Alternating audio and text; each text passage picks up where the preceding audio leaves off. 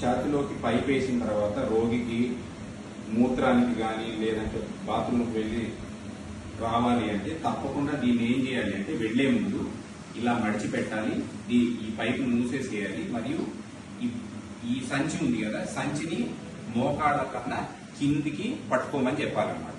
మోకాళ్ళ కన్నా కిందికి పట్టుకుంటే ఏమైందంటే ఎప్పుడన్నా కొంతమందికి ప్రతిసారి దీన్ని ముయ్యలేము. ఎప్పుడంటే ఛాతి లోపల నుంచి గాలి అనేది విపరీతంగా వస్తూ ఉన్నా కానీ ఏంటి అంటే దీన్ని మూసిపెట్టలేం. కాబట్టి అలాంటి సమయంలో దీన్ని తెరిచే ఉంచాలి. దీన్ని తెరిచి ఉన్నప్పుడు దీన్ని గనక సరిగ్గా పట్టుకోకపోతే ఏమవుతుంది అంటే ఈ నీరు అనేది ఛాతి లోపలికి వెళ్ళిపోయి మళ్ళీ ఈ పైపు ఈ నీటి కింద ఉండదు కాబట్టి బయట గాలి లోపలికి వెళ్ళే అవకాశం ఉంటుంది. కాబట్టి తప్పకుండా ఈ సంచిని ఇలా మోకాళ్ళ కన్నా కిందనే పట్టుకొని నడవమని చెప్పాలన్నమాట.